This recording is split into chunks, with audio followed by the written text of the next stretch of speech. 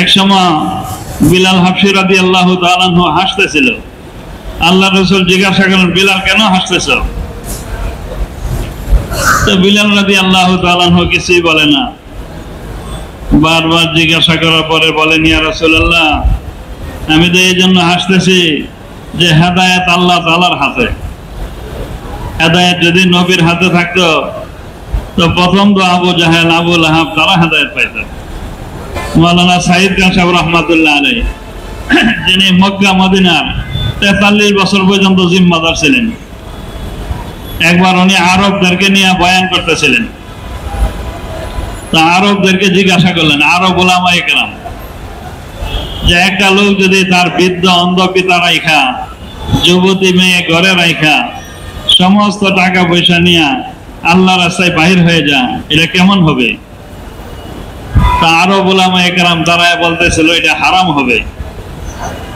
মাওলানা সাঈদ খান সাহেব রাহমাতুল্লাহ আলাইহি বলেন, এই কাজ করছিল আবু বকর সিদ্দিক রাদিয়াল্লাহু তাআলা। আল্লাহর রাসূল ওনার কবরের মধ্যে নামছেন, নাইমার চেহারাকে কিবলার দিকে করতেছিলেন। তো খাদিজা রাদিয়াল্লাহু তাআলার চেহারা কিবলা থেকে উপরের দিকে এসে পড়ে, কিবলার দিকে, আসমানের দিকে। আল্লাহর রাসূল 3 বার এরকম করলেন, 3 বার ওই চেহারা কিবলা থেকে উপরের দিকে এসে পড়ে।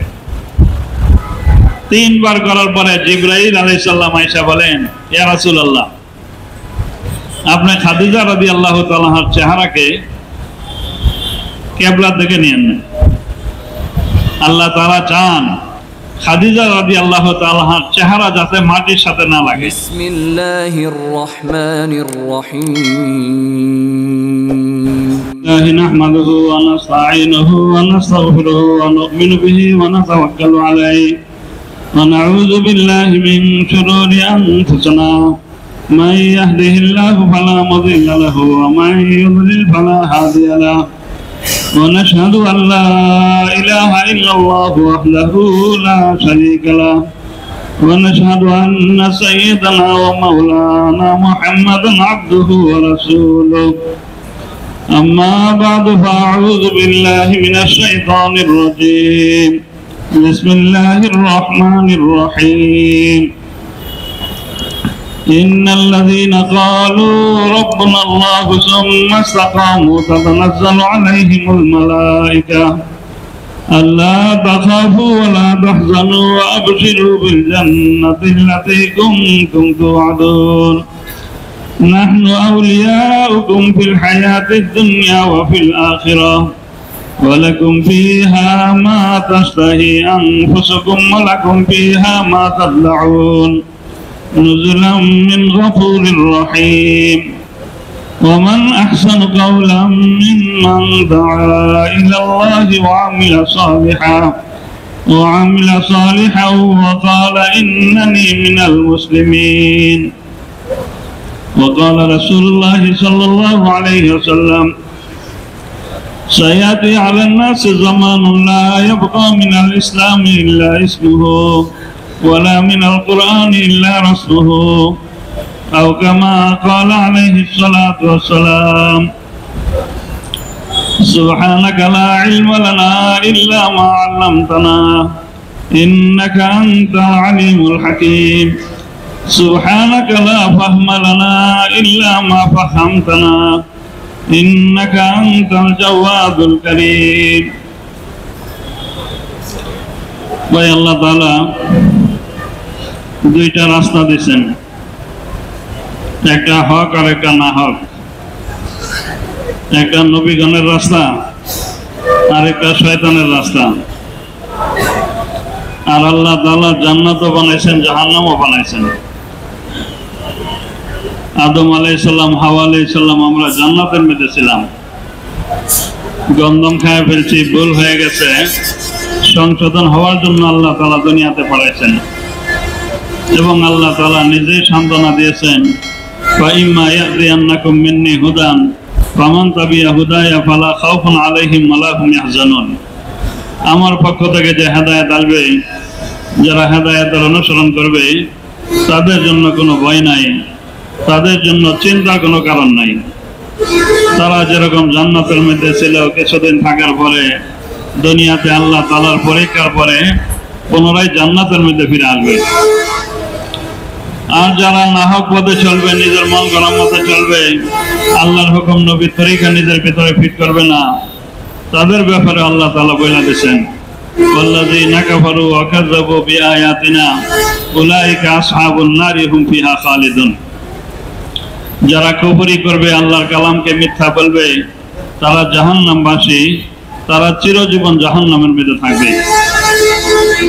আল্লাহ তাআলা চান সমস্ত মানুষ কিভাবে জান্নাতবাসী হতে পারে, জাহান্নামের আগুন থেকে বাঁচতে পারে। এই জন্যই আল্লাহ তাআলা নবীগণকে প্রেরণ করছেন। নবীগণ মানুষের দ্বারে দ্বারে আইসা মানুষকে দাওয়াত দিচ্ছেন, মানুষকে দ্বীনের কথা বলছেন। যারা নবীগণের কথা মানছে, নিজের ভিতরে দ্বীনদারিকে ফিট করছে, আল্লাহ তাআলা তাদেরকে কামিয়াব করে দিচ্ছে। বলে যেই নিজের ভিতরে দ্বীন ফিট করছে, চাই বাদশাহ হোক, আল্লাহ তাআলা কামিয়াব করে দেখাইছে। যেরকম সুলাইমান আলাইহিস সালাম, উনি বাদশাহ ছিলেন, নবীও ছিলেন, দ্বীনদারি ফিট করছিল, ভিতরে অহংকারী ছিল না, তাকাব্বুরি ছিল না, কত বড় বড় দ্বীনের খেদমত করছেন। বিলকিস রানীর সিংহাসন উনি এরকম ভাবে নিয়ে গেছেন, তারপরে উনি অহংকারী করে নাই, বরং সেই কথা বলছে, হাযা মিন ফাদলি রব্বি, এটা আমার রবের মেহেরবানি। আল্লাহ তাআলা বাতাসকে, সমস্ত কিছুকে ওনার তাপে বানায় দিয়েছেন। বলে মাখলুকাত ওনার কথা শুনতো, দেওদানব পর্যন্ত ওনার কথা শুনতো। এমনকি উনি বাইতুল মুকাদ্দাস মসজিদ ওনার মৃত্যুর পরও লাঠির উপর ভর দিয়া, মৃত্যুর পরও 1 বছর উনি দাঁড়াইছিলেন। বলে দেওদানব চিনতে পারে নাই, বুঝতে পারে নাই, উনি যে মৃত্যুবরণ করছে বুঝতে পারে নাই। বলে দেওদানব 1 বছর পর্যন্ত ওনার মৃত্যুর পরও কাজ করছে। যেরকম যুলকারনাইন বাদশা নিজের ভিতরে দ্বীনদারি ফিট করছিল, বলে ভিতরে তাকাব্বুরি অহংকারী নাই। বলে ইয়াজুজ মাজুজ যাতে আসতে না পারে, বলে উনি সীসা দিয়ে এরকম ভাবে দেওয়াল দিয়েছিল। ইয়াজুজ মাজুজ যদি আসতো তো মানুষ খায় ফেলতো, তারা এরকম মানুষ, তারা মানুষ খায় ফেলতো, এরকম হিংস্র জানোয়ারের মতন। ইয়াজুজ মাজুজ যাতে আসতে না পারে, উনি এরকম ভাবে সীসা দিয়ে এরকম ভাবে সীসা গাইরা দিয়েছিল। তারপরে উনি অহংকারী করে নাই, যে এত দ্বীনদারি ভিতরে ছিল, বরং উনি এই কথা বলছে, হাযা রাহমাতু রব্বি, এটা আমার রবের রহমত। বলে একজন বাদশা হয়ে যদি দ্বীনদারি ফিট না করে, অহংকারী করে, তাকাব্বুরি করে, আল্লাহ তাআলা তাকেও শেষ করে দিবে। বলে ফেরাউনও বড় বাদশা ছিল, দ্বীনদারি ফিট করে নাই, বলে ভিতরে অহংকারী ছিল। সেই কথা বলতো, হাযিহিল আনহারু তাজরি মিন তাহতি, এই নহর আমার নিচে জারি, এটা আমি জারি করছি। আল্লাহ তাআলা এমন বেইজ্জতি করছে, এই নহরকে তার উপরে জারি করে দিয়েছে। এই নহরের মধ্যে ডুবাইয়া বেইজ্জতির সাথে আল্লাহ তাআলা তাকে শেষ করছে। এরকম ভাবে নমরুদ বড় বাদশা ছিল, দ্বীনদারি ফিট করে নাই, তাকাব্বুরি করতো, আনা উহয়ি ওয়া ইউমীত, আমি জীবিত করি, আমি মওত দেই। বলে জেলখানা থেকে 2 জন কয়েদি আনিয়া একজনকে মুক্তি দিয়া দিল, আরেকজনকে হত্যা করে ফেলল। আর বলে আনা উহয়ি ওয়া ইউমীত, আমি একজনকে জান দিয়া দিলাম, মুক্তি দিয়া দিলাম, আরেকজনকে আমি হত্যা করে ফেললাম। তো দ্বীনদারি ফিট করে নাই। বলে বাদশা হওয়ার পরেও আল্লাহ তাআলা ল্যাংড়া মশা দিয়া বেইজ্জতির সাথে আল্লাহ তাআলা তাকে খতম করছে। এরকম ভাবে একজন মন্ত্রী যদি নিজের ভিতরে দ্বীনদারি ফিট করে, আল্লাহ তাআলা তাকে কামিয়াবি দান করবে। বলে ইউসুফ আলাইহিস সালাম মন্ত্রী ছিলেন, বলে দ্বীনদারি ফিট করছিল, আল্লাহ তাআলা ওনাকে কামিয়াবি, সফলতা দান করছে। আর মন্ত্রী হয়ে যদি দ্বীনদারি ফিট না করে, আল্লাহ তাআলা তাকেও হালাক করে দিবে। বলে হামান ও ফেরাউনের মন্ত্রী ছিল, দ্বীনদারি ফিট করে নাই, বলে আল্লাহ তাআলা বেইজ্জতি করে আল্লাহ তাআলা শেষ করে দিয়েছে। এরকম ভাবে একজন ব্যবসায়ী যদি নিজের ভিতরে দিনদারি ফিট করে, আল্লাহ তাআলা তাকে কামিয়াবি দান করবে। বলে সাহাবায়ে কেরামের ভিতরে মুহাজিরিন সাহাবায়ে কেরাম অধিকাংশ ওনাদের ব্যবসা ছিল, বলে দিনদারি ফিট করছিল, আল্লাহ তাআলা ওনাদেরকে কামিয়াবি দান করছিল। আর ব্যবসায়ী হয়ে যদি দিনদারি ফিট না করে, আল্লাহ তাআলা তাকেও হালাক করে দিবে। বলে কওমে শুআয়ব তাদেরও ব্যবসা ছিল, কিন্তু তারা ব্যবসার মধ্যে ওজনে কম দিত। তাদের যে মাপার যে বাটকারি ছিল, এটাও এরকম ভাবে কমায় ফেলছিল, ওজনে কম দিছিল, দিনদারি ফিট করে নাই, আল্লাহ তাআলা হালাক করে দিয়েছে। এরকম ভাবে একজন মালদার যদি দিনদারি ফিট করে, আল্লাহ তাআলা কামিয়াবি দান করবে। সাহাবায়ে কেরামের ভিতরে অনেক মালদাররাও ছিলেন, যেরকম আব্দুর রহমান ইবনে আউফ রাদিয়াল্লাহু তাআলা আনহু।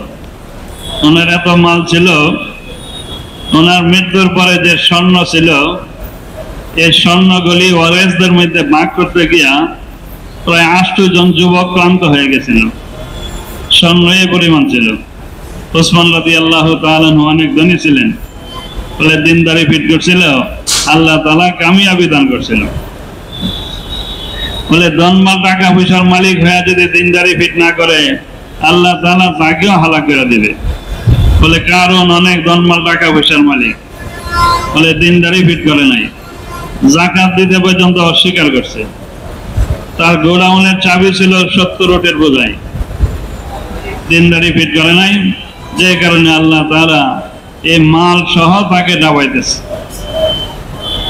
এরকম ভাবে একজন কৃষক যদি দিনদারি ফিট করে, আল্লাহ তাআলা কামিয়াবি দান করবে। বলে সাহাবায়ে কেরামের ভিতরে আনসারে মদিনা, মদিনার আনসারী সাহাবায়ে কেরাম, ওনারা কৃষক ছিলেন, ওনাদের খেজুরের বাগান ছিল, এখনো খেজুরের বাগান।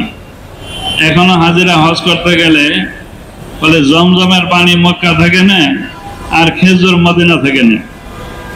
মদিনাতে খেজুর সস্তা পাওয়া যায়, অনেক খেজুর পাওয়া যায়, বিভিন্ন রকমের খেজুর পাওয়া যায়। তো আনসারে মদিনা ওনাদের এরকম ভাবে কি ছিল, কৃষি কাজ ছিল, দিনদারি ফিট করছিল, আল্লাহ তাআলা কামিয়াবি সফলতা দান করছে। বলে কৃষক হয়ে যদি দিনদারি ফিট না করে, আল্লাহ তাআলা তাদেরকেও হালাক করে দিবে। কোরআনের ভিতরে কওমে সাবার ঘটনা আছে। কওমে সাবাকে আল্লাহ তাআলা অনেক বড় বাগান দান করছিল। এত বড় বাগান ছিল, এই বাগানের নিচে দিয়া কোনো টপরি নিয়ে গেলে ওই টপরি ভর্তি হয়ে যেত, ফল পয়রা টপরি ভর্তি হয়ে যেত, গাছের নিচে বহু ফল পয়রা থাকতো। বলে এত বড় বিশাল বাগান, কিন্তু বাগানের হক আদায় করে নাই, যেভাবে দান করার কথা ছিল দান করে নাই, যে কারণে বাগানের পাশে এরকম ভাবে বাঁধ ছিল, একদিক দিয়ে বাঁধ, গর্ত, ওই গর্তের মধ্যে অনেক পানি। তো ইঁদুরে আইসা ওই বাঁধকে কাটা দিল, পানি গিয়া পুরা বাগান নষ্ট হয়ে গেল।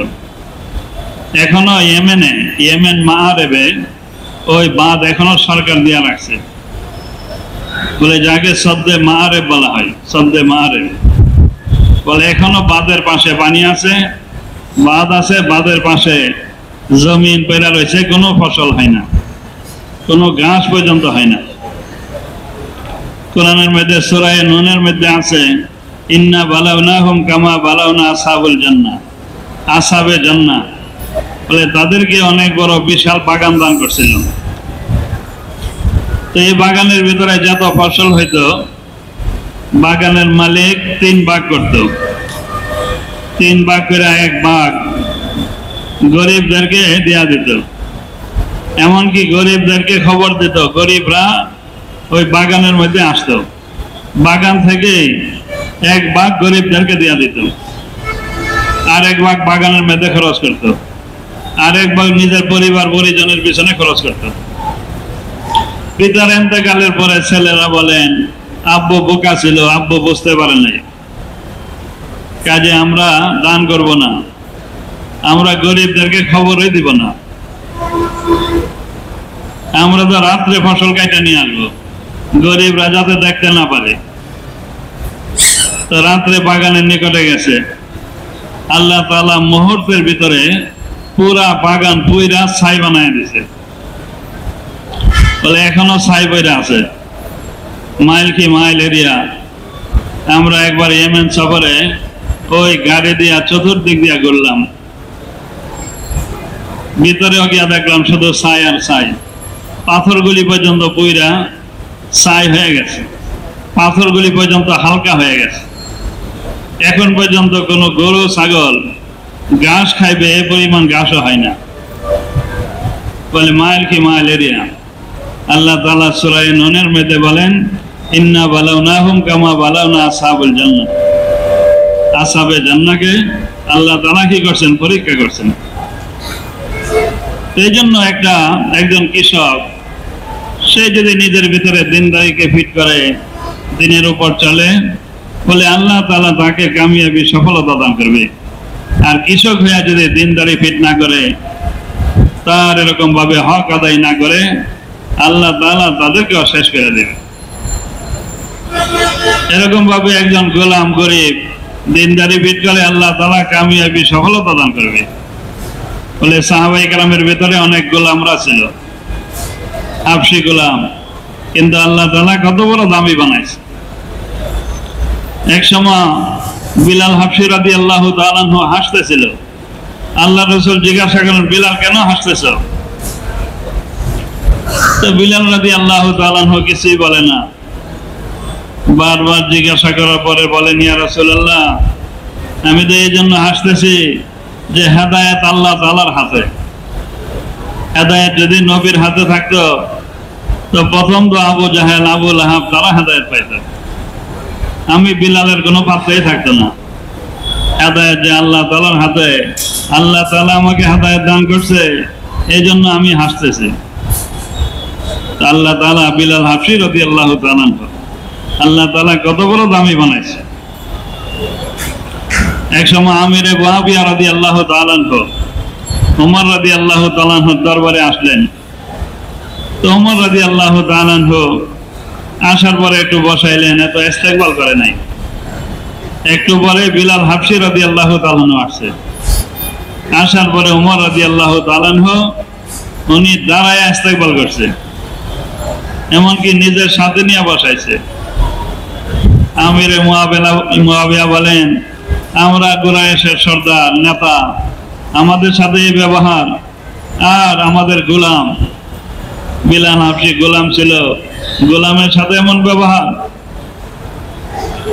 তো ওমর রাদিয়াল্লাহু তাআলা আনহু বলেন, আজকে যদি আল্লাহর রাসূল জীবিত থাকতেন, আল্লাহর রাসূলও বিলালের সাথে এমন ব্যবহার করতেন। যে সময় আমরা আরাম আয়েশের মধ্যে ছিলাম, দিনের কোনো পাত্তাই ছিল না, ওই সময় বিলাল হাবশী দিনের খাতিরে কষ্ট করতেছিল। মায়ের পর মায়ের, কষ্টের পরে কষ্ট, পিঠার পরে পিঠায় আসতেছিল। বিলাল তো গোলাম না, বরঞ্চ বিলাল হইল সাইয়েদুনা বিলাল, আমাদের সর্দার বিলাল রাদিয়াল্লাহু তাআলা। এই জন্য মানুষ যখন মেহনত করে নিজের ভিতরে দিনদারিকে ফিট করবে, আল্লাহ তাআলা তাকে সফলতা দান করবে। সেই যখন নিজের ঈমান আমলকে বানাইবে, আল্লাহ তাআলা সফলতা দান করবে। এই জন্য সমস্ত নবীগণ আইসা মানুষের পিছনে মেহনত করছেন, মানুষের ঈমান আমল বানাইবার ফিকির করছেন। সমস্ত নবীগণের যে মেহনত ছিল, প্রথম মেহনত ছিল তাওহীদের মেহনত, একত্ববাদের মেহনত। বান্দার সম্পর্ক যাতে আল্লাহ তাআলার সাথে হয়ে যায়, বান্দা যাতে আল্লাহ তাআলাকে চিনতে পারে, এই জন্য নবীগণ এসে মেহনত করছেন। যে ইন্নাল্লাহা হুয়ার রাজ্জাক, আল্লাহ তাআলা রিজিক দাতা, ফাআলুল লিমা ইউরিদ, আল্লাহ তাআলা যেটা ইচ্ছা এটাই করতে পারেন। ইন্নাল্লাহা আলা কুল্লি শাইইন কাদির, আল্লাহ তাআলা সমস্ত জিনিসের উপর শক্তি রাখেন। ওয়া ইন মিন শাইইন ইল্লা ইনদানা খাযাইনু, সমস্ত কিছুর খাজানা আল্লাহ তাআলার হাতে। ওয়ালিল্লাহি মাফাতিহু গায়বিস সামাওয়াতি ওয়াল আরদ, সমস্ত আসমান জমিনের গায়বী খাজানা আল্লাহ তাআলার হাতে। নবীগণ আয়েশা মানুষের দ্বারে দ্বারে মেহনত করছেন, মানুষকে ঈমানি দাওয়াত দিচ্ছেন, ঈমানের কথা বলছেন, একই কলমার দাওয়াত দিচ্ছেন, কলমার দিকে মানুষকে এরকম ভাবে আহ্বান করছেন। সমস্ত নবীগণ ওই ঈমানের পিছনে মেহনত। কারণ মানুষের ইমানই আসল জিনিস। ইমানদারের জন্যই আল্লাহ তাআলা জান্নাত রাখছেন, যেহেতু ওয়াদা ইমানদারের জন্য। লা ইয়াদখুলুল জান্নাতা ইল্লাল মুমিনুন, বলে একমাত্র মুমিনরাই জান্নাতে প্রবেশ করবে। মুমিনের জন্য আল্লাহ তাআলা জান্নাত বানাইছেন। মুমিনের জন্য আল্লাহ তাআলা দুনিয়ার নিজামকে ঠিক রাখবে। লা তাকুমুস সাআ হাত্তা ইয়াকুলু আল্লাহ আল্লাহ, বলে আল্লাহ বলনেওয়ালা দুনিয়াতে থাকবে, আল্লাহ তাআলা এই দুনিয়ার নিজামকে ঠিক রাখবে, কিয়ামত হবে না। একজন ইমানদারের তো এত বড় দাম। একজন ইমানদার তো বরের মতন, বরের কারণে অন্যরা খায়, অন্যরা এরকম আরাম পায়। বর যদি না থাকে তো বর যাতে গিয়া কোনো লাভ নাই। তো ইমানদার সে তো বরের মতন, ইমানদারের কারণেই সবকিছু। আর যত কোরআনের ভিতরে ওয়াদা আছে বলে ইমানদারের জন্য। ইন্না লানানসুরু রুসুলানা ওয়াল্লাযিনা আমানু ফিল হায়াতিদ দুনিয়া ওয়া ইয়াওমা ইয়াকুমুল আশহাদ। আল্লাহ তাআলা বলেন, অবশ্য আমি মুমিনের রাসূলগণের সাহায্য করব। রাসূলগণের যেরকম সাহায্য করছি, মুমিনের সাহায্য দুনিয়াতে করব, আখিরাতেও করব। ওয়া কানা হাক্কান আলাইনা নাসরুল মুমিনিন। আল্লাহ তাআলা বলেন, আমার উপর লাজিম কর্তব্য, অবশ্য আমি মুমিনের সাহায্য করব। ইন্না ওয়াদাল্লাহি হাক্কুন, আল্লাহ তাআলার ওয়াদা সত্য, কোনো সন্দেহ নাই। এই জন্য ইমানি মুযাকারা কইরা আমার ইমানকে পাক্কা করার জন্য চেষ্টা করা। ইমানদারকে বলা হয়েছে ইয়া আইয়ুহাল্লাযীনা আমানু আমিনু, হে ইমানদার বিশ্বাসী বান্দাগণ, তোমরা ঈমান আনয়ন করো, ঈমানকে আরো পাক্কা করো। আমিনু কামা আমানান নাস, বলে সাহাবায়ে কেরাম যেরকম ঈমান আনয়ন করছে এরকম ঈমান আনয়ন করো। তো সাহাবায়ে কেরামের ঈমান কেমন ছিল? ইউসুফ রাহমাতুল্লাহ আলাইহি বলতেন, যারা পাক্কা ঈমানদার তারা নিজেকে মুনাফিক মনে করবে, আর যাদের ঈমানের দুর্বলতা আছে তারা নিজেকে পাক্কা মুমিন মনে করবে। তো সাহাবায়ে কেরামের ঈমান কত পাক্কা ছিল! সাহাবায়ে কেরাম নিজেকে মুনাফিক মনে করত না। পাকা হানজালা মুনাফিক হয়ে গেছে, না পাকা আবু বকর সিদ্দিক মুনাফিক হয়ে গেছে। ওমর রাদিয়াল্লাহু তাআলা আনহু, যার দিলের তামান্না অনুযায়ী কোরআন নাজিল হইতো, ওনার দিলের ভিতরে আসছে যেরকম পর্দার আয়াত, মদের আয়াত, অনেক আয়াত দিলের ভিতরে আসছে, কোরআনের আয়াত নাজিল হয়ে গেছে। যার ব্যাপারে আল্লাহ রাসূল বলেন, আমার পরে যদি নবী হইতো তো উমর নবী হইতো। উমর যে রাস্তা দিয়া যা, এই রাস্তা দিয়া শয়তান পর্যন্ত ভয় পায়। বলে একবার শয়তান মানুষের সুরত ধইরা উমর রাদিয়াল্লাহু তাআলা আনহুর সামনে আসছে। তো উমর রাদিয়াল্লাহু তাআলা আনহু শয়তানকে ধরে ফেলছে, ধইরা শয়তানের সাথে কুস্তি কইরা শয়তানকে হারায় দিয়েছে। এমনকি এক সময় শয়তানকে ধইরা শয়তানের বৃদ্ধ আঙ্গুলের মধ্যে এমন ভাবে কামড় দিয়া ধরছে, শয়তান চিল্লান শুরু করে দিছে যে আমাকে ছাইরা দেন, আমাকে ছাইরা দেন। আমি আর আসবো না, আমাকে ছাইরা দেন। আমি আপনাকে এমন দোয়া শিখাইব, এই দোয়া যে ঘরের মধ্যে পড়া হবে, এই ঘরের মধ্যে শয়তান আসবে না। তো ওমর রাদিয়াল্লাহু তাআলা আনহু বলেন, এই দোয়া কি বলো? তো শয়তান বলেন, এই দোয়া হইল আয়াতুল কুরসি। ভাই, আয়াতুল কুরসি যে ঘরের মধ্যে পড়া হবে, এই ঘরের মধ্যে শয়তান আসবে না। তো ওমর রাদিয়াল্লাহু তাআলা আনহু শয়তানকে ছেড়ে দিলেন। তো এত বড় বাহাদুর উনিও হুযায়ফা রাদিয়াল্লাহু তাআলা আনহুকে বলতেন যে, হুযায়ফা, আল্লাহ রাসূল তোমার হাতে মুনাফিকের লিস্ট দিয়ে গেছে, এই লিস্টটি আমার দেখার দরকার নাই, এই লিস্টের মধ্যে আমার নামটা আছে না এটা দেখানো। নেফাকের ব্যাপারে ভয় করতে।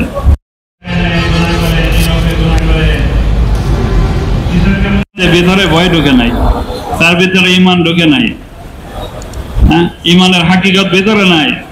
এই জন্য মানুষ গুনার মধ্যে লিপ্ত, সুদ ঘুষের মধ্যে লিপ্ত, হারামের মধ্যে লিপ্ত, বলে ভয় ভিতরে নাই। এই জন্য ঈমানের পিছনে এত মেহনত করা, এত এনফেরাদি দাওয়াত দেওয়া, ঈমানের কথা এত বেশি বলা শোনা, যাতে আমার ভিতরে আল্লাহর ভয় ঢুকে।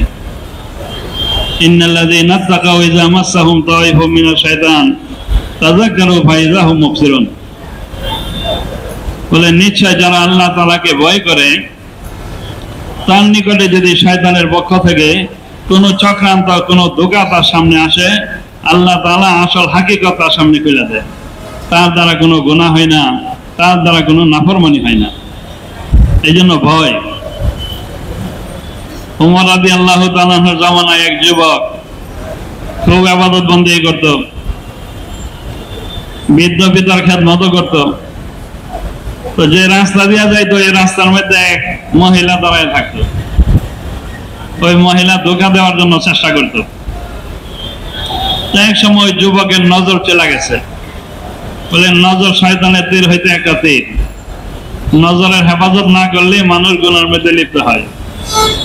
তো যখন নজর চলে গেল, কিছু মহাব্বত চলে গেল, ওই মহিলার সাথে তার বাসায় যাবে এমন অবস্থা হয়ে গেল। তখন কোরআনের এই আয়াত স্মরণ হয়ে গেল, ইন্নাল্লাযীনা তাকাউ ইযা মাসসাহুম তায়িফুম মিনাশ শাইতান তাযাক্কারু ফাইযা হুম মুবসিরুন। এই আয়াত যখন স্মরণ হইল, এমন ভয় ভিতরে ঢুকলো, সাথে সাথে বেহুশ হয়ে মাটিতে পড়ে গেলেন। ওই মহিলা ওই যুবককে তার ঘরের পাশে পৌঁছায় দিল। ওই দিক দিয়ে বৃদ্ধ পিতা অপেক্ষা করতেছিল, আজকে আমার ছেলে কেন আসতেছে না। যখন ওই ছেলের জ্ঞান ফিরে আসলো, তো পিতা যে ঘরের মধ্যে থাকে দরজার মধ্যে আওয়াজ দিল। পিতা দরজা খুলে দেখলো এই ঘটনা। জিজ্ঞাসা করলো, হে ছেলে, তোমার কি হয়েছিল? কিসের জন্য তুমি এরকম বেহুশ হয়ে গেলা? তো পিছনের পুরা ঘটনা খুলে বলল। পিতা জিজ্ঞাসা করলো, তোমার কোরআনের কোন আয়াত স্মরণ হয়েছিল? তো ছেলে কোরআনের এই আয়াত বললেন। এই আয়াত কইরা এমন ভয় ভিতরে ঢুকলো, এমন এক আওয়াজ দিলেন, এমন এক চিৎকার দিলেন, সাথে সাথে উনি শহীদ হয়ে গেলেন। পিতা রাত্রে দাফন কাফনের ব্যবস্থা করে ফেলল। সকালে যখন ওমর রাদিয়াল্লাহু তাআলা আনহু খবর পাইল, ওমর রাদিয়াল্লাহু তাআলা আনহু বলেন, ওই যুবকের ইন্তেকাল করলো, কেন আমাকে রাত্রে খবর দিল না? আমিও তার জানাজার মধ্যে শরীক হইতাম, দাফন কাফনে শরীক হইতাম। ওই যুবকের পিতা বলেন, আমিরুল মুমিনিন, যেহেতু অনেক রাত্রের ঘটনা, আপনার কষ্ট হবে, এই জন্য আপনাকে খবর দেয় নাই। তো ওমর রাদিয়াল্লাহু তাআলা আনহু বলেন, আমাকে ওই যুবকের কবরের পাশে নিয়ে যাও। যখন কবরের পাশে নিয়ে গেল, তো ওমর রাদিয়াল্লাহু তাআলা আনহু কবরের পাশে গিয়ে বলতেছিলেন, ওয়ালিমান খাফা মাকাম রাব্বিহি জান্নাতান। যারা আল্লাহ তাআলাকে ভয় করে, আল্লাহ তাআলা তার জন্য 2 জান্নাত তৈরি করে রাখছেন। এই আয়াত পড়ার সাথে সাথে কবরের ভিতর থেকে আওয়াজ আসলো। ওই যুবক বলতেছেন, আমিরুল মুমিনিন, অবশ্যই আল্লাহ তাআলা আমাকে 2 জান্নাত নসিব করছেন। এই জন্য আল্লাহর ভয়, এই জন্য ভয়ের সাথে এরকম চলা। একজন ইমানদার সে তো ভয়ের সাথে চলবে। এই জন্য আল্লাহর বরত্ব, আল্লাহর আজমত, আল্লাহর কুদরতের কথা, আল্লাহর খাজানার কথা বেশি বেশি বলা, জান্নাত জাহান্নামের কথা, জাহান্নামের আযাব বেশি বেশি বলা, যাতে আমার ভিতরে ভয় পয়দা হয়। বলে আশা এবং ভয়ের ভিতরে তো ঈমান। এত জান্নাতের এরকম ভাবে বয়ান করা, যাতে আমার ভিতরে জান্নাতের আগ্রহ পয়দা হয়। জাহান্নামের আযাবের কথা এত বয়ান করা, যাতে আমার ভিতরে ভয় ঢুকে। ভয় যখন থাকবে, মানুষ নিজেকে এরকম গুনাহ থেকে বাঁচায় চলার চেষ্টা করবে। এই জন্য জায়গায় জায়গায় আমি কি করব? দাওয়াত দিব। যত বেশি আমি দাওয়াত দিব, এত আমার ঈমান পাক্কা হবে। ইজা তাকাররারা ফিল লিসান তাকাররারা আলাল কলব। মানুষ যখন জবান দ্বারা একটা কথা বারবার বলতে থাকবে, এটা তার অন্তরের ভিতরে গিয়ে ফিট হবে। এই জন্যই আল্লাহ রাসূল বলেন, জাদ্দিদু ঈমানাকুম, তোমাদের ঈমানকে নতুন করো। ক্বালু কাইফা নুজাদ্দিদু ঈমানানা। সাহাবায়ে কেরাম বলেন, আমাদের ঈমানকে কিভাবে নতুন করব? ক্বালা আকসিরু মিন কওলি লা ইলাহা ইল্লাল্লাহ। লা ইলাহা ইল্লাল্লাহর মুযাকারা বেশি বেশি করো, তোমাদের ঈমান নতুন হইতে থাকবে। যত ঈমানি মুযাকারা করব, আমাদের অন্তর থেকে দুনিয়া বাহির হবে। দুনিয়ার খারাপি বয়ান করা। বলে আজকে মানুষ দুনিয়ার দোকান মধ্যে পড়ে আছে। যে দুনিয়াকে বলা হয়েছে আর দুনিয়া দারুল গুরুর ওয়াল আখিরাতু দারুস সুরুর। দুনিয়া হইল দোকান ঘর, দোকান জায়গা, আর আখিরাত হইল খুশির ঘর, খুশির জায়গা। আজকে দুনিয়ার মধ্যে মশগুল থাকার কারণে আজকে আমি আগে বাড়তে পারি না। বলে সাহাবায়ে কেরাম ওনারা তো দুনিয়াকে তরক করছেন, দুনিয়াকে ছাড়ছেন, বলে দুনিয়া ওনাদের ভিতরে ছিল না। বলে হেদায়েতের আলামত কি? হেদায়েতের আলামত হইল বলে দুনিয়া থেকে বেরোগবতী হয়ে যাবে। হ্যাঁ, যে হেদায়েত পাইল সে দুনিয়া থেকে বেরোগবতী হয়ে যাবে, দুনিয়া বাড়াইবার ফিকির করবে না, দুনিয়ার চিন্তা থাকবে না। বলে সাহাবায়ে কেরাম হেদায়েত পাইছেন, এই জন্য দুনিয়া থেকে বেরোগবতী হয়েছেন। বলে এই জন্য দুনিয়ার জন্য এত ফিকির নাই। বলে আবু বকর সিদ্দিক রাদিয়াল্লাহু তাআলা আনহু বলে হেদায়েত পাইছেন যে কারণে উনি যখন হিজরত করেন তো সমস্ত টাকা পয়সা নিয়ে হিজরত করছেন, ঘরের মধ্যে কিছুই রাখে নাই। মাওলানা সাইদ খান সাহেব রহমাতুল্লাহ আলাইহি যিনি মক্কা মদিনার 43 বছর পর্যন্ত জিম্মাদার ছিলেন, একবার উনি আরবদেরকে নিয়ে বয়ান করতেছিলেন। তা আরবদেরকে জিজ্ঞাসা করলেন, আরব উলামায়ে কেরাম, যে একটা লোক যদি তার বৃদ্ধ অন্ধ পিতা রাইখা, যুবতী মেয়ে ঘরে রাইখা, সমস্ত টাকা পয়সা নিয়ে আল্লাহ রাস্তায় বাহির হয়ে যায়, এটা কেমন হবে? তা আরব উলামায়ে কেরাম দাঁড়ায় বলতেছিল এটা হারাম হবে। মাওলানা সাইদ খান সাহেব রহমাতুল্লাহ আলাইহি বলেন এই কাজ করছিল আবু বকর সিদ্দিক রাদিয়াল্লাহু তাআলা। উনি যখন হিজরত করেন, সফর করেন, ওনার পিতা আবু কুহাফা অন্ধ পিতা রাইখা, যুবতী মেয়ে আসমা রাদিয়াল্লাহু তাআলাকে রাইখা, সমস্ত দিনার দিরহাম নিয়ে উনি আল্লাহর রাস্তায় সফর করছেন। এই জন্য কত বড় কুরবানি ছিল, ওনারা হেদায়েত পাইছিল।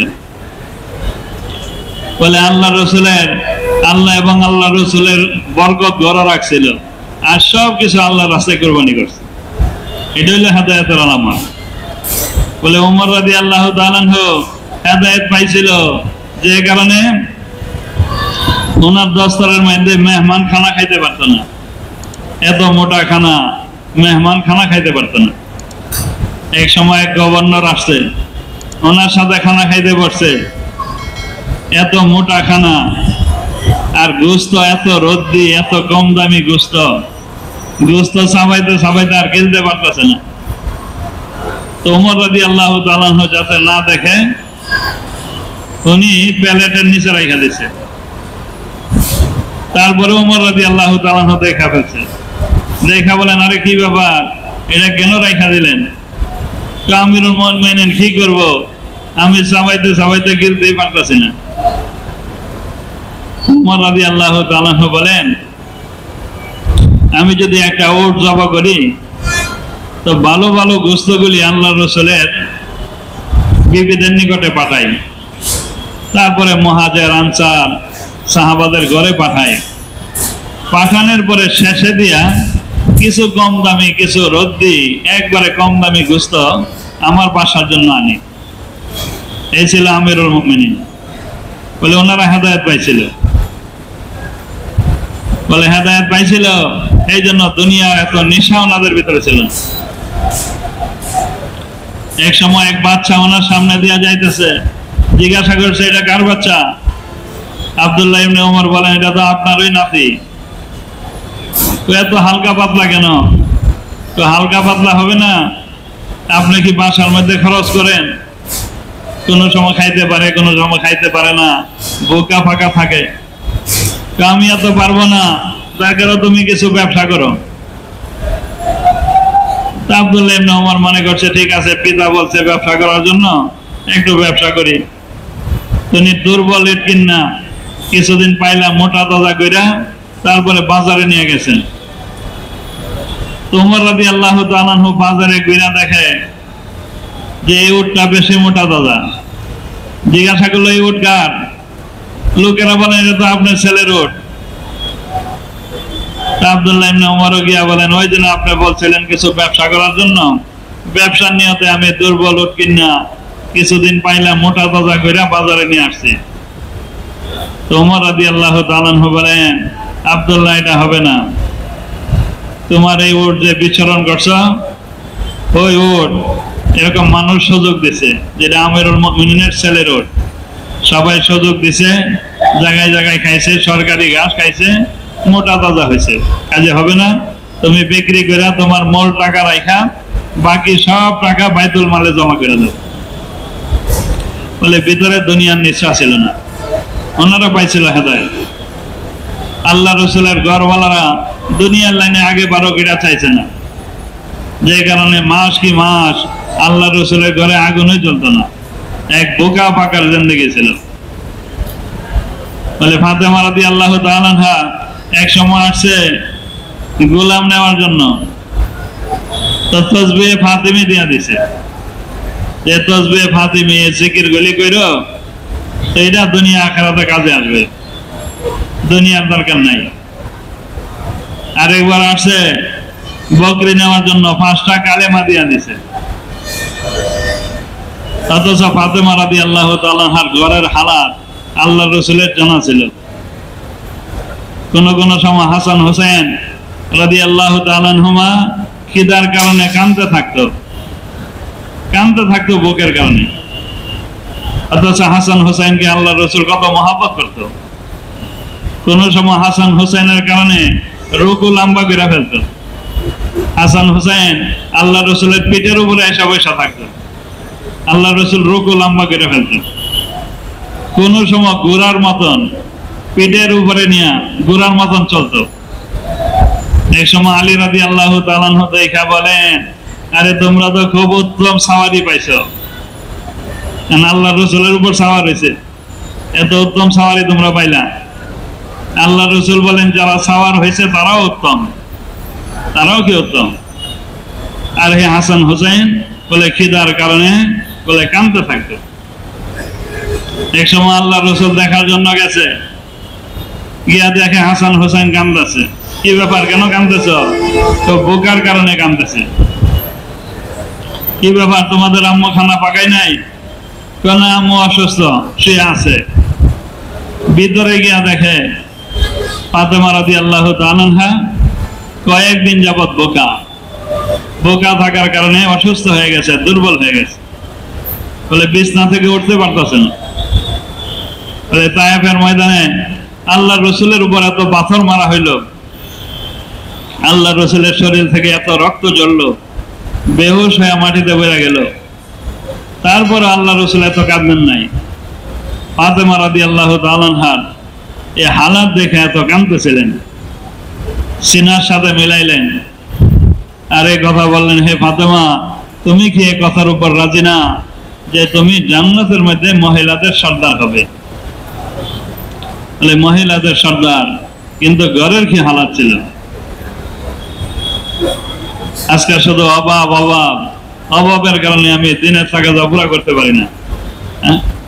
কেন? দুনিয়া হইল ধোঁকা। এই জন্য এত ইমানি মুজাকারা করি, ইমানের কথা বলি, যাতে দুনিয়ার ধোঁকা আমার অন্তর থেকে বাহির হয়ে যায়, দুনিয়ার নেশা বাহির হয়ে যায়। বলে দুনিয়া সব জায়গা পেরা থাকবে। আজকে দুনিয়ার কারণে আমি 2.5 ঘন্টা পুরা করতে পারি না, মসজিদ আবাদের মেহনত করতে পারি না, আমি তাকাজা পুরা করতে পারি না, না দোকান। ইউসুফ রহমতুল্লাহ আলাইহি ঘটনা বয়ান করছেন, এক বাদশার ঘটনা বয়ান করছেন, যে এক বাদশা অনেক টাকা পয়সার মালিক, অনেক স্বর্ণ চাঁদে টাকা পয়সার মালিক। এক সময় রানীর সাথে শুয়ে রয়েছে, তো অর্ধেক রাতের সময় বাদশার ঘুম ভেঙে গেছে। ঘুম ভাঙার পরে গোডাউনের চাবি নিয়ে গোডাউনে চলে গেছে, গিয়া স্বর্ণ চাঁদি টাকা পয়সা দেখতেছিল আর মনে মনে গর্ব করতেছিল যে আমি এত স্বর্ণ চাঁদি টাকা পয়সার মালিক, আমার 10 পুরুষ পর্যন্ত খাইতে পারবে। তো তার দিলের অবস্থা আল্লাহ দরবারে পছন্দ হয় নাই। তার শিক্ষার জন্য, যারা দুনিয়াদার তাদের শিক্ষার জন্য এই অর্ধেক রাত্রের সময় বাদশার উজিরকে জাগায় দিছে। উজির ঘুম থেকে উঠিয়া চিন্তা করতেছেন, গতকাল কাজে আমি গোডাউন খুললাম, তালা দিলাম নাকি না দিলাম। এই চিন্তা করে অর্ধেক রাত্রের সময় গোডাউনে গেছে, গিয়া দেখে তালা খোলা, ভিতরে লোক আছে নাকি না আছে তালাশ না করে তালা বন্ধ করে এসে ঘুমাই রয়েছে। এখন বাদশা ভিতরে আটকা পড়ে গেছে। সকালে বাদশাহ মহল থেকে আসতেছে না, বাদশার মহলে লোক পাঠাইছে, বাদশাহ কোথায়? মহল থেকে খবর আসছে বাদশাহ যে অর্ধেক রাতের সময় বাহির হয়েছে, উনি তো ফেরত আসে নাই। এখন চতুর্দিকে বাদশাহ তালাশ করতেছে, বাদশাহ যেহেতু পাইতেছে না, বাদশার গোডাউনও খুলে না। 10-15 দিন পর্যন্ত তালাশ করছে, 10-15 দিন পর্যন্ত তালাশ কইরা মনে করছে আর বাদশাহ পাওয়া যাবে না। 10-15 দিন পরে গোডাউন খুলছে, গোডাউনের ভিতরে গিয়া দেখে বাদশাহ না খাইতে খাইতে একবারে ময়রা তক্তার মতন হয়ে পড়ে রয়েছে। একটা কাগজের টুকরার মধ্যে লেখা রাখছে, আমার মতন যারা দুনিয়াকে মহব্বত করবে, দুনিয়া ভিতরে ঢুকাইবে, আমার যে অবস্থা হয়েছে তারও সে অবস্থা হবে। লেহব্বত দুনিয়া রাসু করলে খাতিয়া, তর্কত দুনিয়া রাসু করলে ইবাদা। বলে দুনিয়ার মহব্বত সমস্ত গুনার জড় হইল দুনিয়াকে মহব্বত করা, আর দুনিয়াকে তরক করা, দুনিয়াকে ছাড়া সমস্ত ইবাদতের মূল। এই জন্য সাহাবায়ে কেরাম বলে দুনিয়ার দোকার মধ্যে পড়ে নাই, দুনিয়ার নেশার মধ্যে পড়ে নাই, পুরুষ মহিলা সবাই ভিতরে জজবা ছিল। বলে দুনিয়ার দোকা থেকে নিজেকে বাঁচাইছে। বলে খাদিজা রাদিয়াল্লাহু তাআলা আনহা এত বড় আবেদা ছিলেন না, এত বড় সায়েমাও ছিলেন না, কারণ শরীয়তের যত হুকুম হাকাম সব তো মদিনাতে নাজিল হয়েছে, মক্কাতে তো এত হুকুম হাকাম নাজিল হয় নাই। তো খাদিজা রাদিয়াল্লাহু তাআলা আনহা কত ধনাঢ্য ব্যক্তি ছিলেন। পরে পুরা মক্কাতে ব্যবসায়ীদের যে মাল ছিল, খাদিজা রাদিয়াল্লাহু তাআলা আনহার এরকম ভাবে অনেক মাল ছিলেন। তো দিনের খাতিরে উনি কি করছেন? সব কুরবানি করছেন। এত নামাজ পড়ার সুযোগ হয় নাই, রোজা রাখারও সুযোগ হয় নাই, শুধু দিনের জন্য জানমাল কুরবানি করছেন। আল্লাহ রসুলের সাথে সাথ দিয়েছেন, আল্লাহ রসুলকে সান্ত্বনা দিয়েছেন। কিন্তু আল্লাহ তাআলা কত বড় মকাম দান করছেন। বলে আবু বকর সিদ্দিক রাদিয়াল্লাহু তাআলা আনহুর 8 বছর আগে ওনাকে সালাম জানাইছেন আল্লাহ তাআলা। এমনকি ওনার ইন্তেকালের পরে আল্লাহ রসুল জান্নাতুল মুআল্লাতে ওনাকে দাফন করার জন্য নিয়ে গেছেন। আল্লাহ রসুল ওনার কবরের মধ্যে নামছেন, নাইমার চেহারাকে কিবলার দিকে করতেছিলেন। তো খাদিজা রাদিয়াল্লাহু তাআলা আনহার চেহারা কিবলার থেকে উপরের দিকে এসে পড়ে, কিবলার দিকে, আসমানের দিকে। আল্লাহ রসুল 3 বার এরকম করলেন, 3 বার ওই চেহারা কিবলার থেকে উপরের দিকে এসে পড়ে। 3 বার করার পরে জিবরাইল আলাইহিস সালাম আয়েশা বলেন, ইয়া রাসূলুল্লাহ, আপনি খাদিজা রাদিয়াল্লাহু তাআলা আনহার চেহারাকে কিবলার দিকে নিয়েন না। আল্লাহ তাআলা চান খাদিজা রাদিয়াল্লাহু তাআলা আনহার চেহারা যাতে মাটির সাথে না লাগে, এবং আল্লাহ তাআলা ইহা চান খাদিজা রাদিয়াল্লাহু তাআলা আনহার চেহারা আসমানের দিকে থাকবে, আর আল্লাহ তাআলা বারবার ওনার দিকে নজর করবে। আল্লাহ তাআলা কত বড় মাকাম দান করছেন। এত দিনের খাতিরে জান মাল কুরবানি করছেন, এত কুরবানি করছেন। ওনার মওতের সময় আল্লাহ রাসূল কাঁদতেছিলেন। খাদিজা রাদিয়াল্লাহু তাআলা আনহা জিজ্ঞাসা করলেন, ইয়া রাসূলুল্লাহ, আপনি কেন কাঁদতেছেন? তো বলেন, তুমি এত ধনাঢ্য ব্যক্তি ছিলে, আজকে তোমার মওত হইতেছে, কিন্তু তোমার জন্য নতুন কাপড়েরও ব্যবস্থা নাই। কাফনের কাপড় যে নতুন নেওয়া যাবে এই ব্যবস্থা ছিল না। এত ধনাঢ্য ব্যক্তি দিনের খাতিরে সব কিছু কুরবানি করছে। এই জন্য যে যত কুরবানি করবে আল্লাহ তাআলা মর্যাদা বাড়াইবে, শান বাড়াইবে। এই জন্য দিনের খাতিরে কুরবানি করা, মুজাহাদা করা, দুনিয়ার ধোঁকা অন্তর থেকে বাহির করা। বলে আবু বকর সিদ্দিক রাদিয়াল্লাহু তাআলা আনহু পূর্বে থেকে নবীগণ যারা কুরবানি করছে আল্লাহ তাআলা তাদেরকে দিয়ে কত কাজ নিয়েছে। বলে ইব্রাহিম আলাইহিস সালাম কত বড় কুরবানি করছেন। যে সময় ছোট বাচ্চা, ওই সময় ওনার পিতা শত্রু, ওনার পিতা মাতা শত্রু, হুকুমত শত্রু, পুরা দেশ শত্রু। এমনকি ওনার পিতা ওনাকে বলেন, যে তুমি ঘর থেকে বাহির হও, না হইলে পাথর মাইরা তোমাকে শেষ করে দেব। বলে ঘরই শত্রু। ওনাকে যে সময় আগুনের মধ্যে ফালানো হয়, এই সময় ওনার বয়স ছিল মাত্র 16 বছর। 16 বছরের যুবক কি বুঝে? আর ওনাকে আগুনের মধ্যে ফালানো হয়। জিবরাইল আলাইহিস সালাম সাহায্য করার জন্য আসছে, জিবরাইল আলাইহিস সালামের সাহায্য নেওয়ার জন্য তৈরি না। কত বড় কুরবানি ছিল! বলে যে কারণে ওনার এক বিবি হইল সারা আলাইহিস সালাম, সারা আলাইহিস সালাম থেকে হইল ইসাক আলাইহিস সালাম, ইসাক আলাইহিস সালাম থেকে ইয়াকুব আলাইহিস সালাম, ইয়াকুব আলাইহিস সালাম থেকে বনি ইসরাইলের যত নবী আসছে, হাজার হাজার নবী আসছে, হ্যাঁ, ওনার নসল থেকে। এমনকি আসমানি 4টা কিতাব, তৌরাত, জবর, ইনজিল, কোরআন, ওনার নসলের নবীকে আল্লাহ তাআলা দান করছেন। আরেক বিবি হলো হাজারা আলাইহিস সালাম, হাজারা আলাইহিস সালাম থেকে ইসমাইল আলাইহিস সালাম, ইসমাইল আলাইহিস সালাম থেকে আল্লাহ রসুলকে আল্লাহ তাআলা দান করছেন।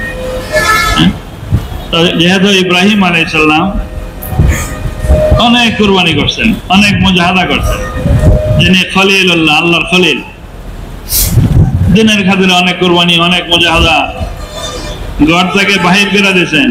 আর আল্লাহ তাআলা আল্লাহর ঘরের সাথে ওনাকে জায়গা দিয়ে দিয়েছেন। হ্যাঁ, আল্লাহর ঘরের সাথে মাকামে ইব্রাহিম, ফাত্তাখিযু মিন মাকামে ইব্রাহিম মুসাল্লা, বলে মাকামে ইব্রাহিমকে কি করো? নামাজের জায়গা বানাও। এই জন্য হাজিরা যখন হজ করার জন্য যান, তো আপ শেষ করে মাকামে ইব্রাহিমের পাশে কি করে? নামাজ পড়ে। হ্যাঁ, বলে আল্লাহর ঘরের সাথে ওনাকে ঘর দিয়েছেন, জায়গা দিয়েছেন, যেহেতু দিনের খাতিরে কুরবানি করছেন। বলে সাহাবায়ে কেরামের ভিতরে আবু বকর সিদ্দিক রাদিয়াল্লাহু তাআলা আনহু বলে দিনের খাতিরে অনেক কুরবানি, অনেক মুজাহাদা। বলে প্রথমে সমস্ত জান মাল কুরবানি করছেন, যে কারণে আল্লাহ তাআলা ওনার মাধ্যমে দিনের হেফাজত করছেন। হ্যাঁ, দিনের হেফাজত করছেন। বলে আল্লাহ রাসূলের ইন্তেকালের পরে সাহাবায়ে কেরাম মুনতাশির হয়ে গেছিল, অনেক সাহাবায়ে কেরাম ওয়াসওয়াসার মধ্যে পড়ে গেছে। অনেকে বলেন আল্লাহ রাসূলের ইন্তেকাল হয় নাই, সাহাবায়ে কেরাম পেরেশান। ওমর রাদিয়াল্লাহু তাআলা আনহুর মতন ব্যক্তি বলেন আল্লাহ রাসূলের ইন্তেকাল হয় নাই, আল্লাহ রাসূল আল্লাহ তাআলার সাথে সাক্ষাৎ করার জন্য গেছে। যে বলবে আল্লাহ রাসূলের ইন্তেকাল হয়ে গেছে, তাকে আমি হত্যা করে দেব। ওমর রাদিয়াল্লাহু তাআলা আনহুর মতন ব্যক্তি এই কথা বলেন। কি এক হালাত ছিল মুসলমানের উপরে! বলে আবু বকর সিদ্দিক রাদিয়াল্লাহু তাআলা আনহু যেহেতু অনেক কুরবানি করনেওয়ালা, অনেক মুজাহাদা, পুরুষের মধ্যে সর্বপ্রথম মুসলমান, সমস্ত জানমাল কুরবানি করছেন, সালার শট পর্যন্ত পড়ছেন। তিনি আল্লাহ রসুলের খবর পাইয়া আল্লাহ রসুলের হুজরাতে প্রবেশ করলেন। আল্লাহ রসুলের চেহারা থেকে চাদর হটাইলেন, চেহারার মধ্যে চুমা খাইলেন। পরে মসজিদের মিম্বারের মধ্যে গিয়া সব সাহাবায়ে কেরামকে জমা করলেন। জমা কইরা কোরআনের এই আয়াত কইরা ওমা মুহাম্মাদুন ইল্লা রাসূল কাদ খালাত মিন ক্বাবলিহির রাসূল ইলা আখিরিল আয়াত, শেষ আয়াত পর্যন্ত বললেন যে মুহাম্মদ সাল্লাল্লাহু আলাইহি সাল্লাম আল্লাহর রাসূল। তো ওনার পূর্বেও এরকম রাসূলগণ আসছেন, ওনাদের যেরকম ইন্তেকাল হয়ে গেছে, আল্লাহর রাসূলেরও ইন্তেকাল হয়ে গেছে। এইভাবে উনি কোরআনের আয়াত পড়া এমন ভাবে এক ভাষণ দিলেন, সমস্ত সাহাবায়ে কেরাম ইতমিনান হয়ে গেলেন, সমস্ত সাহাবায়ে কেরামকে সামলাইলেন। তারপর এরকম ভাবে উসামা বিন যায়েদ রাদিয়াল্লাহু তাআলা আনহুর জামাতকে পাঠাইলেন। সমস্ত সাহাবায়ে কেরাম নিষেধ করছিল যে এখন জামাত পাঠাইবার দরকার নাই, মদিনার হালাত ঠিক না, কেন অনেকে মুরতাদ হয়ে যাইতেছে, অনেকে যাকাত অস্বীকার করতেছে, মুসাইলামাতুল কাযযাব মিথ্যা নবুয়তের দাবি করছে। এমনকি এক মহিলা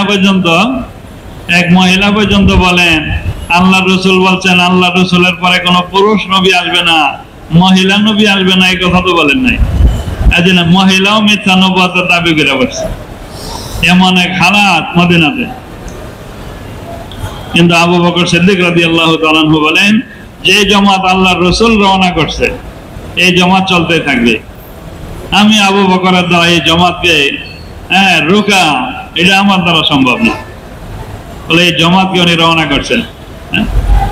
অনেকে বলছে যে তো ঠিক আছে, আমির বাচ্চা, আমির বদলায় দেন, আমির হইলো ছোট, এখানে আকাবের সাহাবা আছে। বলেন যাকে আল্লাহ রসুল আমির ঠিক করছে, আমার দ্বারা পাল্টান সম্ভব না। তো উসামা বিন যায়েদ রাদিয়াল্লাহু তাআলা আনহু বলে ওনার জমাত যখন পাঠাইলেন, আর জমাত যখন চলা শুরু করলো, বলে যত মাসলা আছে সব হাল হয়ে গেছে, মুসলমানের যত হালাত সব দূর হয়ে গেছে। যারা যাকাত অস্বীকার করছে, আবু বকর সিদ্দিক রাদিয়াল্লাহু তাআলা আনহু বলেন আয়ান কুসুদ্দিন ওয়া আনা হাই, দিনের কমি হবে আমি জিন্দা থাকবো, এটা সম্ভব না। বলে এইভাবে যখন জমাত রওনা করলেন, আর উনিও জমাত নিয়ে মেহনত শুরু করলেন, যত উম্মতের যত মাসলা ছিল সব ভুলে গেছে। এই জন্য আয়েশা রাদিয়াল্লাহু তাআলা আনহা বলেন আমার পিতা যদি ওই সময় যদি উনি হিম্মত না করতেন, ফিকির না করতেন, আজকে উম্মতের কি হালাত হইতো, উম্মতের কি অবস্থা হইতো, উম্মত কোন দিকে যাইতো। তো এই জন্য বলে যারা কুরবানি করবে তাদের থেকে আল্লাহ তাআলা কাজ নেবে। বলে ওই আবু বকর সিদ্দিক রাদিয়াল্লাহু তাআলা আনহুর বংশধর হইল ইলিয়াস রাহমাতুল্লাহ আলাইহি। এখন যে আমাদের হজ্জে দামাত বারকাতুহুম, বলে আল্লাহ তাআলা ওই নসলকে আল্লাহ তাআলা কবুল করছেন, এই নসল থেকে কাজ নিছেন, ওই নসল থেকে এখনো পুরা দুনিয়াতে আল্লাহ তাআলা কাজ নিতেছেন। এই জন্য দিনের খাতিরে যে কুরবানি করবে, মুজাহাদা করবে, আল্লাহ তাআলা ওই নসল থেকে আল্লাহ তাআলা কাজ নেবে। এই জন্য দিনের খাতিরে কুরবানি করা, মুজাহাদা করা, এই কাজকে কাজ বানাইবার জন্য চেষ্টা করা, আল্লাহ তাআলা যে জিম্মাদারি, যে দায়িত্ব আমাদেরকে দান করছেন, এই দায়িত্ব এরকম ভাবে পুরা করার জন্য চেষ্টা করা। এই জন্য আমি এই দাওয়াতের কাজকে নিজের কাজ বানাই, কুরবানির সাথে আগে বাড়ার জন্য চেষ্টা করি। বলে সাহাবায়ে কেরাম এই কাজকে নিজের মকসুদ বানায় করছেন। বলে এই উম্মতের উপর এই দাওয়াতের কাজের জিম্মাদারি আল্লাহ তাআলা দান করছেন। আল্লাহ রসুল বলেন আনা খাতামুন নবিয়্যিন লা নবিয়্যা বাদি, আমি শেষ নবী, আমার পরে আর কোনো নবী আসবেন না। এই জন্য এই উম্মতের উপর আল্লাহ তাআলা এই দায়িত্ব দিয়েছেন, এই উম্মতকে আল্লাহ তাআলা বাছাই করছেন। আল্লাহ তাআলা বলেন কুনতুম খায়রা উম্মাতিন উখরিজাত লিন-নাস তা'মুরুনা বিল মা'রুফি ওয়া তানহাউনা আনিল মুনকার ওয়া তু'মিনুনা বিল্লাহ, তোমরা শ্রেষ্ঠ উম্মত, তোমাদেরকে বাহির করা হয়েছে মানুষের কল্যাণের জন্য। কি কল্যাণ করবে? যে সৎ কাজের আদেশ করবে, অসৎ কাজের নিষেধ করবে, আর আল্লাহর প্রতি বিশ্বাস স্থাপন করবে। এখন এই উম্মতকে বাহির করা হয়েছে, এক জায়গায় বসে শুধু তাবলীগ করলেও চলবে না, এই উম্মতকে বাহির করা হয়েছে উখরিজাত লিন-নাস। এই জন্য যে কাজের জন্য এই উম্মতকে খায়রে উম্মত বলছেন, এই কাজ যদি করি তো খায়রে উম্মত হইতে পারবো, এই কাজ যদি না করি তো খায়রে উম্মত হইতে পারবো? কি বলেন? বড় অফিসার বাবুর্চির আছে ভাগ করে খাওয়াইবার জন্য, সময় নির্ধারিত করে দিছে যে এতটার সময় আমাকে ভাগ করে খাওয়াইবা। তো অফিসার অফিস থেকে কাজ করে আসছে খানা খাওয়ার জন্য, বাবুর্চিকে বলতেছেন বাবুর্চি খানা দাও। বাবুর্চি বলেন স্যার দেখেন আপনার কাপড়গুলি আমি দিয়া পরিষ্কার করে রাখছি, স্যার কামড়া বলেছে না? স্যারে বলবে হ্যাঁ কামড়া বলেছে, কিন্তু খানা দাও। সে বলেন স্যার দেখেন আপনার জুতাগুলি আমি কালি দিয়া খুব সুন্দর করে রাখছি, স্যার কামড়া বলেছে না? স্যারে বলবে হ্যাঁ কামড়া বলেছে, কিন্তু খানা দাও। সে বলেন স্যার দেখেন আপনার টয়লেটটা আমি দিয়া পরিষ্কার করে রাখছি, স্যার কামড়া বলেছে না? স্যারে বলবে হ্যাঁ কামড়া বলেছে, কিন্তু খানা দাও। সে বলেন স্যার আমার ওইগুলি করতে করতে সময় চলে গেছে, আমি খানা পাকাতে পারি নাই। তো স্যারের পেটের খিদা যদি একটু বেশি থাকে, রাগি থাকে, একটা ঘুষি মেরা তাকে ঠান্ডা করে দিবে। ওটা তার নাম হয়েছে বাবুর্চি, তোকে রাখছি পাক করে খাওয়াইবার জন্য। পাক ঠিক রেখা যদি ওই গাছগুলি করতে ভালো ছিল। আল্লাহ তাআলা কোরআনের ভিতরে এই উম্মতকে বলছেন খায়রে উম্মত, আর এই উম্মতের কাজ দিয়েছেন সৎ কাজের আদেশ, অসৎ কাজের নিষেধ। ওমর রাদিয়াল্লাহু তাআলা আনহু বলেন যারা এই দুইটা শর্ত পালন করবে তারাই খায়রে উম্মত হতে পারবে। যারা এই শর্ত পালন করবে না, চাই যত ইবাদত করুক, যত নামাজ পড়ুক, জিকির করুক, বলে খায়রে উম্মত হতে পারবে না। এই জন্য এই উম্মত হইল খায়রে উম্মত।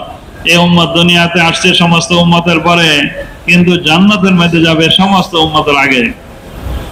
কোন কোন নবী একা জান্নাতে যাবে, কারণ কওমদেরকে দাওয়াত দিছে, কওমের লোকেরা মানে নাই, নবীকে পর্যন্ত হত্যা করে দিছে। তো কোন নবী একা যাবে, কোন নবীর সাথে কয়েকজন থাকবে, কয়েকশো থাকবে।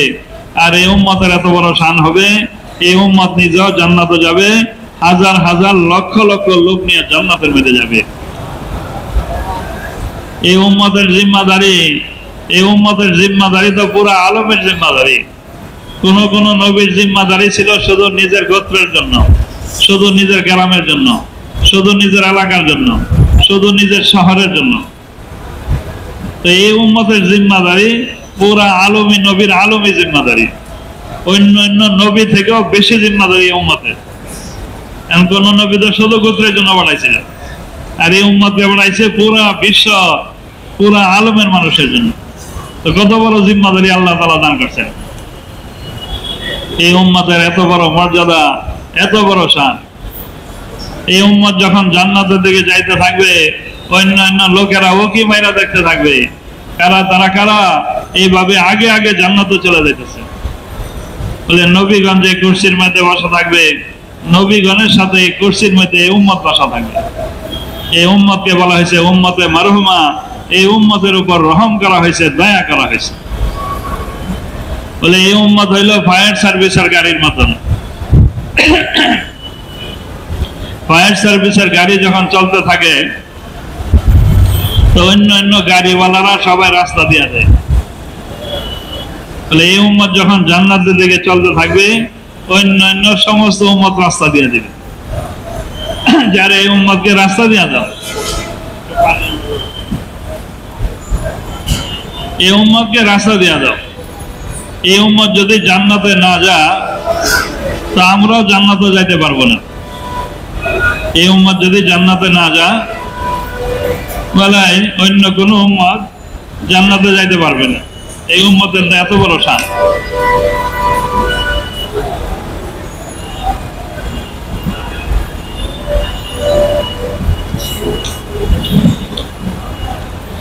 এই জন্য সাহাবায়ে কেরাম এই জিম্মাদারি দায়িত্ব বুঝতে পারছেন।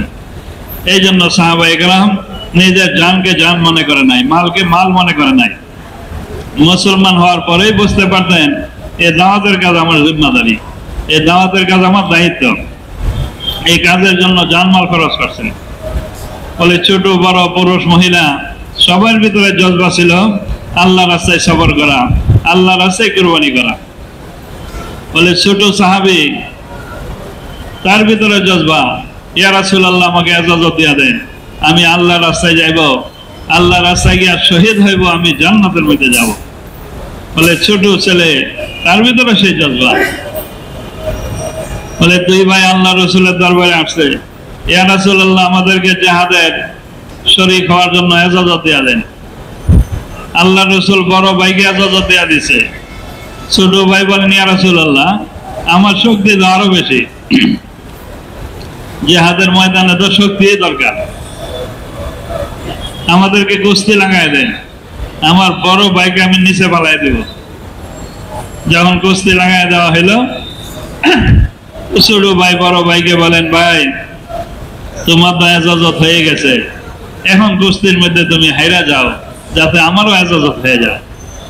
কত বড় আগ্রহ! এই আগ্রহ দেখে আল্লাহ রাসূল দোনো ভাইকে ইজাজত দিয়া দিছে। আর এই ছোট ছোট দুই ভাই আবু জাহেলকে হত্যা করার উসিলা হয়ে গেল। বলে কত বড় জজবা ছিল! বলে বৃদ্ধ সাহাবী, বৃদ্ধ অসুস্থ সাহাবী, যার ব্যাপারে বলা হয়েছে ওয়ালা আলাল মারাজে হারাজন, অসুস্থ ব্যক্তি যদি আল্লাহ রাস্তায় না যায় কোনো সমস্যা নাই। তারপরেও আবু আইয়ুব আনসারী রাদিয়াল্লাহু তাআলা আনহু ৯৫ বছর বয়স, অসুস্থ হয়ে গেছে। ছেলেরা জাহাজের তৈরি করতেছে।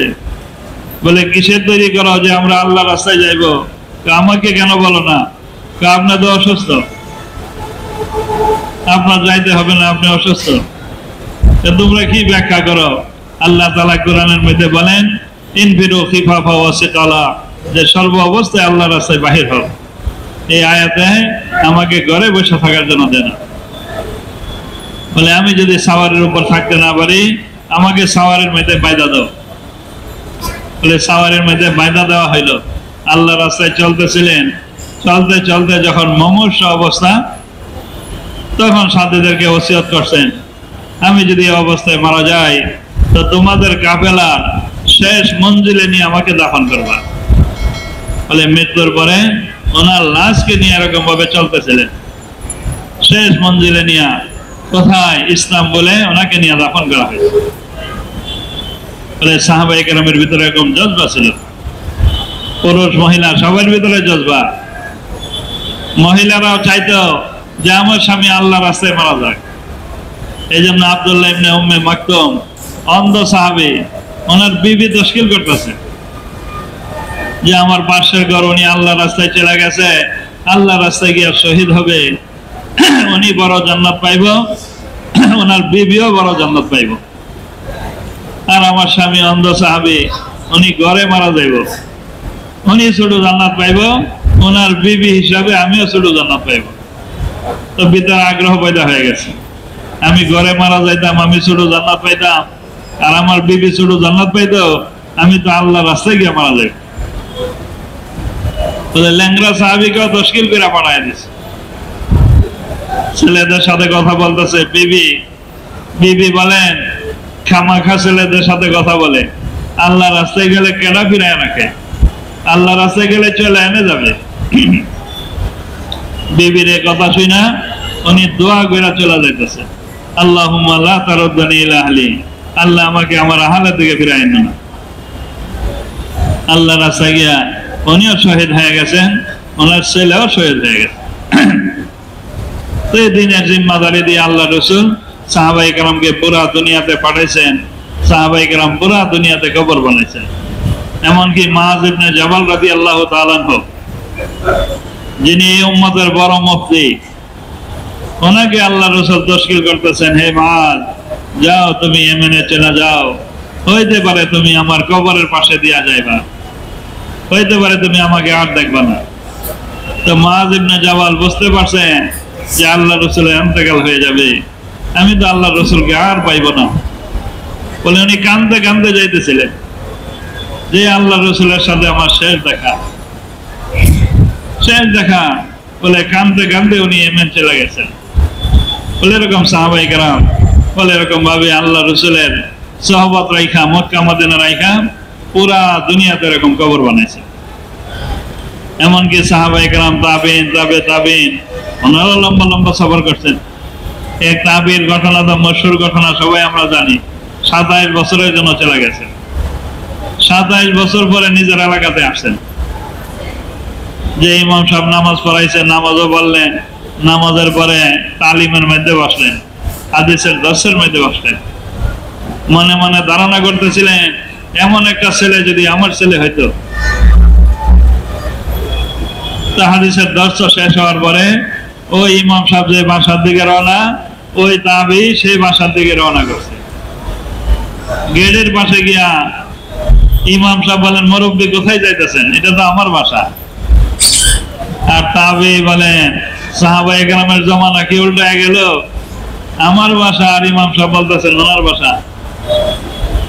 27 বছর পরে তাবেঈর বিবি স্বামীর গলার আওয়াজ পায়া চমকিয়ে উঠছে। ছেলেকে ডাক দিয়া বলেন, হে ছেলে, আরে উনি তো তোমার পিতা, তুমিও আসো, তোমার পিতাকে স্বাগতম জানাই নিয়ে আসো। বলে ছেলে, পিতা মানাকা করতেছিল আর কাঁদতেছিল যে আমি বড় হয়ে আপনার চেহারা দেখে নাই। কত বড় কুরবানি ছিল। দিন জিন্দা হতা হ্যাঁ হার কুরবানি কি বাত, প্রত্যেক কুরবানি মুজাহাদার পরে দিন জিন্দা হয়। এই জন্য নিজেরাও দিনের লাইনে আগে বাড়ি, নিজের মাসলাতকে নিয়ে আগে বাড়ি, বাচ্চাদেরকেও আগে বাড়াই। হ্যাঁ, লম্বা লম্বা সফর করি, মাকামে থাকেও মেহনত করি। আলহামদুলিল্লাহ, আল্লাহ তাআলা এক মেহনত চালাইছে পুরা দুনিয়াতে। আল্লাহ তাআলা আজকে পুরা দুনিয়াতে মেহনত হইতেছে। এমন কোন রাষ্ট্র নাই যেখানে তাবলীগ নাই। হ্যাঁ, গত সপ্তাহে আমরা তানজানিয়াতে ছিলাম। তানজানিয়া, আফ্রিকা, তানজানিয়াতে, যেখানে পাহাড় আছে, সমুদ্র সমুদ্র সমুদ্র দিয়ে চললে শুধু সমুদ্র আর সমুদ্র। ওই তানজানিয়াতে আলহামদুলিল্লাহ পুরা নিজামুদ্দিনের ভক্ত, আমাদের একটা ইজতেমা তশকিল ছিল, টাঙ্গাতে এক ইজতেমা হয়েছে। এই ইজতেমাতে 12,000-এর মজমা ছিল। এই ইজতেমা থেকে আগে পরে প্রায় 500 জমাত বাহির হয়েছে। 500 জমাত বাহির হয়েছে। তো আলহামদুলিল্লাহ, পুরা দুনিয়াতে ফিকির। আপনি যে কোনো রাষ্ট্র যান, এখানে তাবলীগের ফিকির, এখানে মেহনত। এই জন্য আমরা সবাই নিয়ত করি যে পুরা দুনিয়া আমাদের টার্গেট, পুরা দুনিয়াতে আমি সফর করব। এই উম্মতকে ঘরে বসার জন্য পাঠাই নাই। বলে এই উম্মত তো ঘরে মরবে না, বলে ঘরে মরবে মুরগি, গরু, ছাগল। এই উম্মত আল্লাহর রাস্তায় মারা যাবে, আল্লাহর রাস্তায় কবর বানাইবে। এই উম্মতের কবর হবে আল্লাহর রাস্তা। যেহেতু দূরে গিয়া কবর বানাইবে, বলে আল্লাহ তাআলা আস্থা মতে দিয়া জান্নাত বানাই দিবে। এই জন্য হযরত উলামায়ে কেরাম যারা আছে, আমরাও আগে বাড়ি আলহামদুলিল্লাহ। এই জন্য উলামায়ে কেরাম কত বড় কুরবানি। উলামায়ে কেরামের নিজামউদ্দিন থেকে দ্বিতীয় সালের প্রায় 120টার মতন জামাত বাহির হয়েছে। উলামায়ে কেরামের জামাত, অনেক জামাত কাজ করে আসা পড়ছে, অনেক জামাত আল্লাহর রাস্তায় চলতেছে। যে কোনো রাষ্ট্র যাইবেন, এখানে গিয়া পাইবেন উলামায়ে কেরামের দ্বিতীয় সালের জামাত। আমরা এক সময় মরক্কোতে গেলাম, ওই জন্য হযরত ইজতেমা করছে মরক্কো। ওই জায়গাতে গিয়া ইন্ডিয়ার 3টা দ্বিতীয় সালের জামাত পাইলাম। যে কোনো জায়গায় যাবেন দ্বিতীয় সালের জামাত। একবার হাবশাতে আমরা গেলাম, হাবশাতে গিয়া দ্বিতীয় সালের ইন্ডিয়ার জামাত পাইলাম। আমাদের বাংলাদেশের জামাতও ছিল। আলহামদুলিল্লাহ, উলামায়ে কেরামের দ্বিতীয় সালের জামাত চলতেছে। এখন তো নিজামউদ্দিন থেকে তৃতীয় সালেরও 14-15টা জামাত বাহির হয়ে গেছে। তৃতীয় সালের জামাত ব্রাজিল বিভিন্ন জায়গাতে চলতেছে। আর আলহামদুলিল্লাহ 3000-এর উপরে উলামায়ে কেরাম সাল লাগাইতেছে। আমাদের বাংলাদেশে আলহামদুলিল্লাহ প্রায় 100-র মতন উলামায়ে কেরাম সাল লাগাইতেছে। দ্বিতীয় সালের প্রায় 10টা জামাত আলহামদুলিল্লাহ হয়ে গেছে। তৃতীয় সালের জন্য জামাত তৈরি হয়েছে আলহামদুলিল্লাহ। তাদের সময় এখনো পড়া হয় নাই, কিন্তু সব সাথীরা তৈরি। তো দ্বিতীয় সাল লাগানোর পরে তৃতীয় সালের জন্য তারা তৈরি। তো আলহামদুলিল্লাহ, এই জন্য আমাদের আগে বাড়ার দরকার। দিনের লাইনে প্রতিযোগিতা করা, আগে বাড়ার জন্য চেষ্টা করা। এই জন্য হযরত উলামায়ে কেরাম যারা আছি, আমরা এরকম ভাবে নিয়ত করি যে আমরা দ্বিতীয় সাল লাগাইব। যাদের দ্বিতীয় সাল হয়েছে তৃতীয় সাল লাগাইব। আমরা আগে বাড়বো। কি বলেন, নিয়ত আছে ইনশাল্লাহ? হযরত উলামায়ে কেরাম একটু দেখায় দিত যে ইনশাল্লাহ আমার সাল হয়েছে, দ্বিতীয় সাল লাগাইব। উলামায়ে কেরাম মজলিসে আছেন, একটু দাঁড়ায় দেখায় দেয় যে ইনশাল্লাহ আমি তৈয়ার। মাশাআল্লাহ, আল্লাহ তাআলা কবুল করুক। মাশাআল্লাহ, অনেক উলামায়ে কেরাম। এই যে আব্দুল ওয়াহাব, মাশাআল্লাহ। এই মাওলানার নাম কি? মাশাআল্লাহ, মাশাআল্লাহ, আল্লাহ তাআলা কবুল করুক। ঠিক আছে, ঠিক আছে ইনশাআল্লাহ। মুফতি জিয়া সাহেবের সাথে একটু বসো ওনারা, না? মুফতি জিয়া সাহেব আছে, যত উলামায়ে কেরাম আছে একসাথে একটু বসে। ভাই হযরত উলামায়ে কেরাম যারা আছে এই মজলিসে, উলামায়ে কেরাম যারা আছে একটু দাঁড়া হয়ে গেলে ভালো হয়। হযরত উলামায়ে কেরাম বা যারা তালাবা আছে ওনারাও দাঁড়ায়, মাদ্রাসার ছাত্রদের একটু দাঁড়ায় যায়, একটু দাঁড়ায়। মাশাআল্লাহ, মাশাআল্লাহ।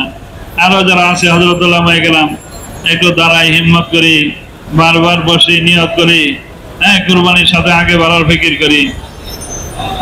মাশাআল্লাহ, মাশাআল্লাহ, বহুত আচ্ছা।